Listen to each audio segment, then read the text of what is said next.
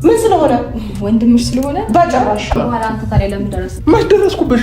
የባልሽን ገመና አውጥተሽ አደባባይ እስከ ማስጣት ድረስ እንዴት አሰብሽ? እሱን ቤት መመለስ ፈልጌ ነው። መጣሽብኝ እንጂ አልመጣሁብሽም። ደረስሽብኝ እንጂ አልደረስኩብሽም እኮ እንደ ጽድቅ የሰራው ስራ የለም። ለምንድን ነው ደግሞ ይቅርታ የምልህ? ከዚህ በኋላ አንቺን ያገባሽ ነገር የለም። እንለያይ ብለሽን ፈርሜ ተለያየን እኮ። ቀይ መስመር አለሽ፣ ቀይ መስመር አለሽ። ኦኬ አዳዲስ ነገሮች አሉ። የፋይሉ ጉዳይ በይፋ መዘጋቱ ተሰምቷል። ዳኒ ባዶ እጁን ቀርቷል እየተባለ ይገኛል። ዳኒና አብርሽ በይፋ በሄርሜላ ጉዳይ መደባደባቸው ተሰምቷል። ከባድ ነገር መፈጠሩ ተሰምቷል። እንግዲህ ለዚህ ቻናል አዲስ ከሆናችሁ ሰብስክራይብ በማድረግ እንደዚሁም ሀሳብና አስተያየታችሁን በመስጠት አብራችሁኝ ነው። ወደ ጉዳያችን ስንገባ ቤተሰቦች ሙሉ በሙሉ የፋይሉ ኬዝ መዘጋቱ ተሰምቷል።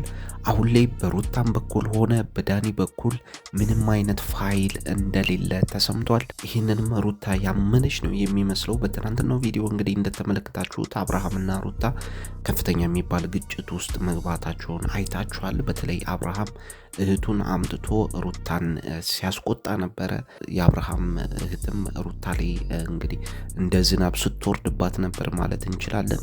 ሩታ እንግዲህ በአጠቃላይ እያለች የነበረው አብርሃም ወደ ቤቱ እንዲመለስ በመፈለግ ነው እንጂ የተለየ ብቀላን እንዳላሰበች ስትገልጽ ነበረ። ነገር ግን በአብርሽ እህት በኩል ያን ያክል ተቀባይነት አላገኘም የሩታ ሀሳብ ማለት ነው። ሩታ ለማስረዳት ብትሞክርም ማንም ሊሰማት አልቻለም ማለት ነው። ነገር ግን በትናንትናው ቪዲዮ ብዙ የታዘብናቸው ነገሮች አሉ።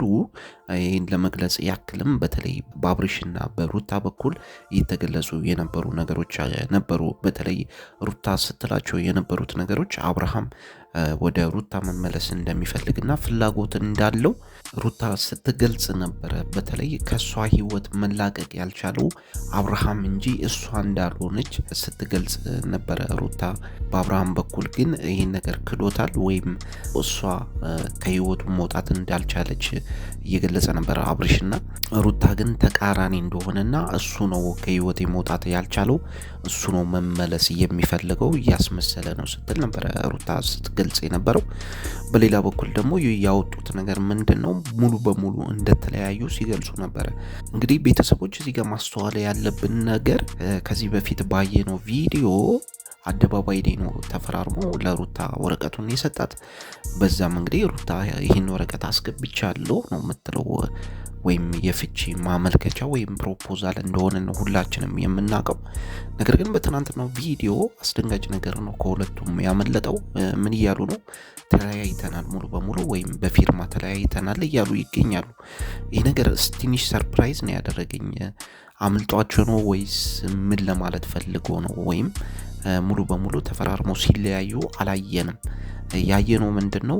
ወደ ፍርድ ቤት የሚገባውን ወረቀት ፈርሞ ሲሰጣትና ይሄ ደግሞ ፕሮፖዛል እንደሆነ ብቻ ነው የምናውቀው። ምክንያቱም የፍርድ ቤት ፍቺ እንደዚህ በቀላሉ በአደባባይ ፈርማችሁ የምትለያዩት ነገር አይደለም። እንግዲህ በውስጥ ተፈራርመናል እንዳይሉ የሰማነው አንድም ነገር የለም። እንደዚህ አይነት መረጃዎችም አልወጡም። እንደዚህ አይነት ነገርም አላየንም። እስካሁን ድረስ የምናውቀው አብርሃምና ሩታ የፍቺ ፕሮፖዛል ወደ ፍርድ ቤት እንደላኩና ወደ ፍቺ ፕሮሰስ እንደሚገቡ ነው የምናውቀው። ነገር ግን በትናንትናው ቪዲዮ ተለያይተናል እያሉ ነበር። በፊርማ እንደተለያዩ አድርጎ ነው ሲናገሩ የነበሩትና ትንሽ ሰርፕራይዝ አድርጎኛል። ምንድን ነው እየተፈጠረ ያለው? ይሄም ትንሽ ግራ የሚያጋባ ነገር ነው። ቤተሰቦች ሁለቱ ተለያይተዋል፣ ሙሉ በሙሉ ተፈራርመው ተለያይተዋል ወይስ አሁንም ፍቹ ፕሮፖዛል ላይ ያለ ጉዳይ ነው? ይህንን መጠየቅ ያስፈልጋልና ትንሽ ግልጽ አይደለም። በትናንትናው ቪዲዮ የተነጋገሩት ነገር ትንሽ ግልጽ ያልሆነ ነገር አለው ማለት ነው። ምክንያቱም ሁለቱ ሙሉ በሙሉ ከተለያዩ ይፋ ማድረግ አለባቸው። በፊርማ ሙሉ በሙሉ ከተፋቱ እንግዲህ በውስጥ በሚስጥር ካደረጉት ይሄን ነገር ይፋ ማድረግ አለባቸው ብዬ አስባለሁና በእኛ በኩል እስካሁን ድረስ ምንም አይነት የተፈራረሙት ነገር እንደሌለና አሁንም ባልና ሚስት መሆናቸውን ነው የምናውቀው። በትናንትናው ቪዲዮ ግን የተለየ ነገር ተናግረዋል። ተፋተናል ሲል ነበር። በተለይ አብርሽ ተፋተናል ሙሉ በሙሉ እንደተፋቱና እንደተፈራራርሞ አርጎ ነው ሲያወራ የነበረው። እንግዲህ እዚህ ደረጃ ላይ ከደረሱ ውስጥ የሚያስገባቸው ነገር ያለ አይመስለኝም። በእኔ በኩል ፉክክር ውስጥ ለምን ይገባሉ? አንዴ ከተለያዩ በኋላ ልጃቸውን እንግዲህ በርቀትም ሆነ በእንትን ማሳደግ ነው ያለባቸው በሰላምና እንደዚህ አይነት ፉክክር ውስጥ የሚያስገባ ነገር ያለ አይመስለኝም። ከእንደዚህ አይነት ፉክክርም መራቅ ይችላሉ ብዬ አስባለሁ። እንግዲህ ወደ ጉዳያችን ስንመለስ የአብርሃም ፋይል አሁን ላይ መዘጋቱ ተሰምቷል። ሙሉ በሙሉ ነው የተዘጋው። ምክንያቱም ከዳኒም ስልክ ሙሉ በሙሉ ተወግዷል ፋይሉ። እንግዲህ ዳኒ እያስፈራራ ይገኛል። ላፕቶፕ ላይ ያለ ፋይል ባካፕ አስቀምጫለሁ ይላል። ነገር ግን ምንጮች እንደሚሉት ምንም አይነት ፋይል ዳኒ ጋር የለም። ምንም አይነት ፋይል አላስቀምጠም ማለት ነው። ሲያስፈራራ ነው ወይም ሳይኮሎጂካል ጨዋታ አብርሽ ላይ ለመጫወት እያደረገው ያለው ነገር ነው ማለት ነው። ስለዚህ አሁን ላይ የፋይሉ ጉዳይ ከዚህ በኋላ ያነሱታል ብዬ አላስብም። ሙሉ በሙሉ ተዘግቷል ማለት ነው። ወደ ሁለተኛው መረጃ ስገባላችሁ ዳኒና አብርሽ ከፍተኛ የሚባል ሽኩቻ ውስጥ ነው የገቡት። ሄርሜላ መሀል ገብታ ነው ያገላገለቻቸው ነው የተባለው። በጣም ከፍተኛ የሚባል ኃይለ ቃል ሲለዋወጡ ነበረ። ለመደባደብ ሲሞክሩ እንደነበረ ተሰምቷል። እንግዲህ የተከሰተው ነገር አብርሃም ሙሉ በሙሉ እንግዲህ ከዳኒና ከሩታ ነፃ ወጥቻለሁ ብሎ ለማረፍ ነበረ ወደ ሄርሜላ ወይም ናፍቆቱን ለመወጣት ነበረ ወደ ሄርሜላ ሲያመራ የነበረው። ነገር ግን በሄርሜላ ቤት ያገኘው ነገር ትንሽ የሚያስደነግጥ ሆኖ ነው ያገኘው።